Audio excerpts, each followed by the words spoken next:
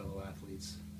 I'm coming to you as someone who shares common ground, someone who's been there before, and someone who's been robbed.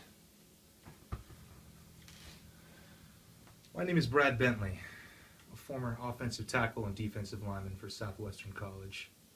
Like most of you who play college athletics, my aspirations were to attain a full-ride scholarship and continue playing.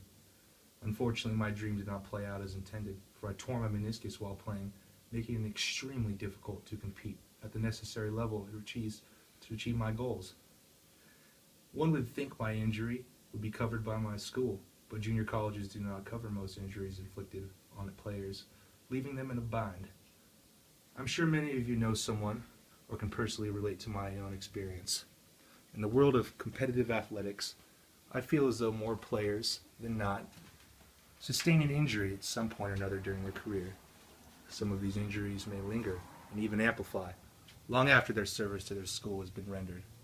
Under current university regulations, medical care is granted by the NCAA to players who sustain injury on the job. However, in many cases, a student can blow out a joint or break a bone that could get worse years after, requiring further surgery. I feel honored to be given the responsibility to inspire change within our community today. We as student athletes must ally with one another and start making every attempt possible to secure our future and age like a fine wine. Unlike professional athletes who get paid for their services, all we request in turn is to be educated.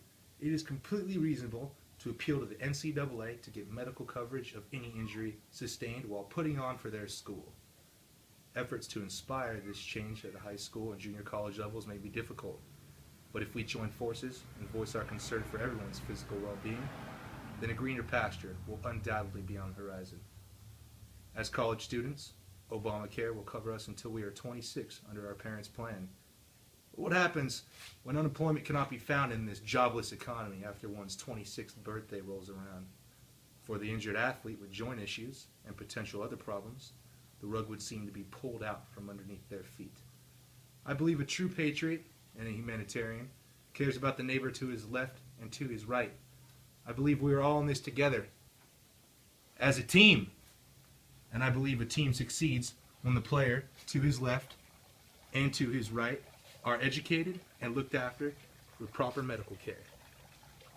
We as athletes work hard, day in and day out, whether it is in the weight room, film study, or game time, putting on a show for the fans. These services help inject millions of dollars in revenue to the school system, which translates to fat paychecks for the coaches, as well as help out other areas of campus. With this vast cash infusion we stimulate, setting aside some of that loot to build upon the athlete's future security is completely manageable. Understanding the different aspects of the situation, we find it to be completely feasible from both moral and fiscal standpoints to put our foot down and demand change. If we can't have the necessary regulations put in place to get the care we need, then why should we feel the need to give all we can on the field if we don't know that we may be taken care of long after our glory days are over? Is it unfair to suffer medical issues that won't be covered by the school you serviced and put out for? Have we as a society become cannibals for capital to the extent we can't give an extra dollar to help a brother out? It is time to build up our social infrastructure and prioritize where the green goes. This is a necessity which paves the way towards a brighter tomorrow for the student athlete everywhere. From downtown. Until next time, I'm Brad Bentley.